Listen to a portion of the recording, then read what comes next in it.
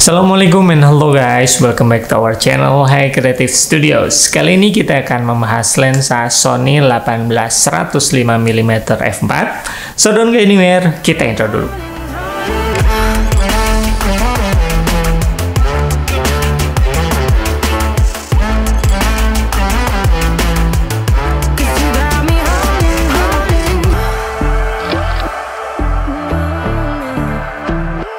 Konon katanya lensa Sony 18-105mm ini adalah lensa sapu jagat untuk kamera mirrorless Sony yang sensornya APS-C. So, seperti judul di video ini, kita akan bahas 10 kelebihan dan 5 kekurangan dari lensa ini. Sekarang kita langsung masuk ke kelebihan yang pertama.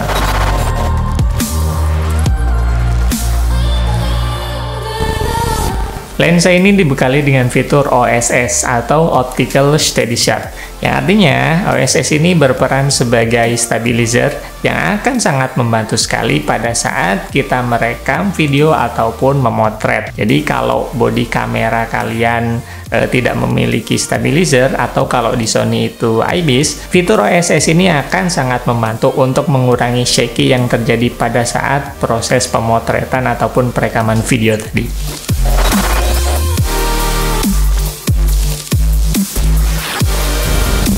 Jadi dengan fitur constant aperture ini, bukaan lensa akan tetap sama dari focal length terkecil sampai dengan focal length terbesar. Jadi di focal length yang terkecil yaitu 18mm, kita bisa atur bukaannya di f4, dan saat kita zoom sampai focal length yang paling besar yaitu 105mm, itu bukaan lensanya akan tetap sama yaitu f4.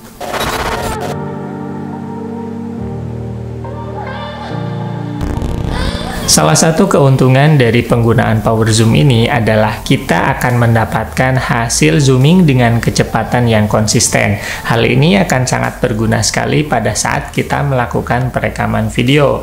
Untuk mempermudah penggunaan power zoom ini, di bodi lensa ada tuas yang bisa kita pencet ke atas ataupun ke bawah, yang mana itu bisa kita gunakan untuk zoom in ataupun zoom out. Dan ini sama persis kalau dulu yang pernah pegang handycam atau camcorder, kurang lebih cara pengoperasiannya sama.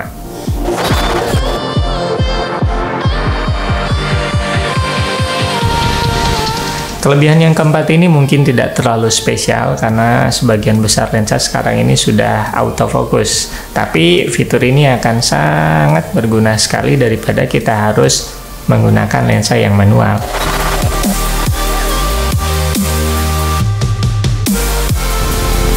Kalaupun ada yang mengatakan jika lensa ini adalah satu-satunya lensa yang harus kamu miliki untuk bodi Sony APS-C kamu, itu benar banget. Karena lensa ini bisa masuk ke kategori wide dan ke kategori tele. Bahkan untuk potret pun bisa.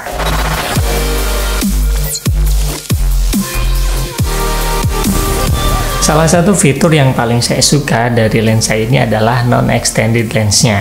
Artinya, saat kita melakukan zooming, itu lensanya nggak bertambah panjang, dia tetap segitu-segitu aja panjangnya.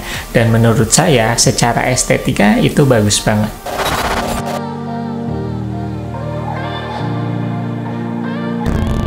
Kalau menurut saya pribadi, lensa ini terlihat seperti lensa premium yang harganya puluhan juta ke atas.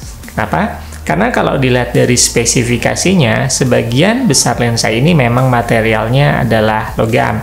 Bahkan dudukannya pun atau mountnya itu juga logam. Dan kalau dipegang pun rasanya lensa ini sangat kokoh sekali. Dan jika dilihat secara kasat mata pun, lensa ini kelihatan keren banget lah.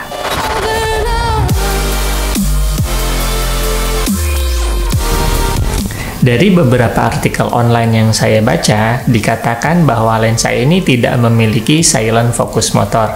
Akan tetapi, sepengalaman saya, saat melakukan focusing, lensa ini tidak mengeluarkan suara yang begitu keras. Jadi untuk perekaman video, saya rasa proses focusing tidak akan terlalu mengganggu.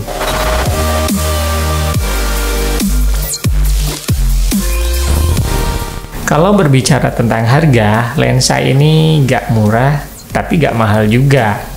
Karena yang lebih mahal banyak. Tapi kalau dilihat dari spesifikasinya, saya rasa dengan harga yang kurang lebih 5 jutaan lebih lah ya, lensa ini udah menawarkan fitur yang bagus gitu. Kalau mau yang lebih murah ya bisa pilih yang lensa kit, kalau mau yang lebih mahal ya bisa pilih yang 16 sampai 135 mm.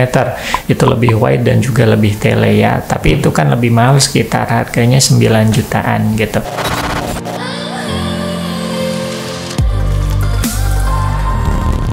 Kalau tadi saya katakan jika lensa ini mirip seperti lensa premium, itu nggak lebay. Karena kalau kita lihat lensa ini mirip desainnya seperti lensa-lensa Zeiss yang harganya itu puluhan juta ke atas itu loh. Dan lagi tadi desain yang non-extended lensnya itu saya suka banget. Terus ini kan agak besar gitu ya kalau dipasangin di body A6500. Jadi kalau dilihat dari kejauhan itu kelihatan cukup profesional gitu. Jadi kayak megang kamera pro. Selain itu tadi juga kan pemilihan material logamnya itu kan jadi kelihatan bagus banget gitu, keren banget. Nah, kenapa saya cantumkan desain di kelebihan lensa ini ya? Karena kalau saya beli sesuatu itu memang salah satu pertimbangan saya adalah desainnya. Dan desain lensa ini saya sangat suka banget. Kalau tadi kita sudah bahas beberapa kelebihan dari lensa ini, nah sekarang kita akan bahas beberapa kekurangannya.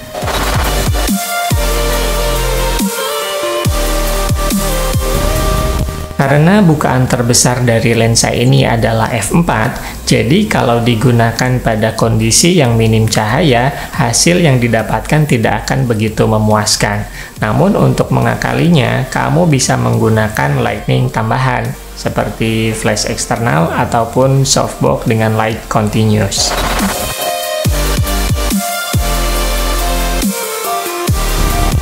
Bagi sebagian orang, mungkin besarnya lensa ini akan mengganggu, tapi buat saya sih tidak.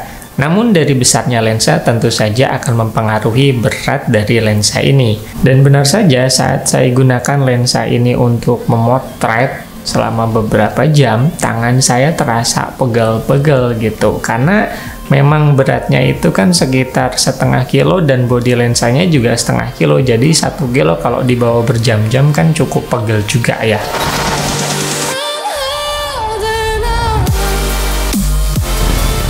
Kebiasaan saya saat menggunakan lensa yang Nikon, itu kan saat kita menggunakan autofocus, kita masih bisa menggunakan ring focus untuk focusing gitu. Tapi di lensa ini itu nggak bisa. Kalau menggunakan autofocus ya nggak bisa kita atur fokusnya manual gitu, harus menggunakan autofocusnya tadi.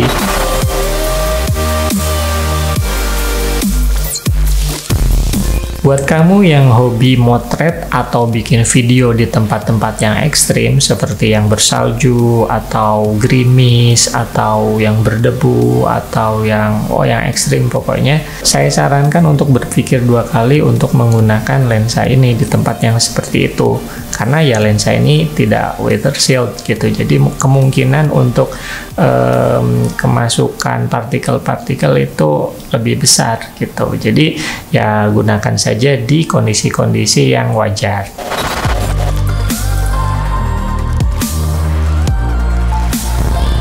Salah satu dampak negatif dari penggunaan power zoom itu ada sedikit gap ataupun lag pada saat kita menekan tuas fokus ataupun muterin ring fokus dengan gambar yang ada di kamera.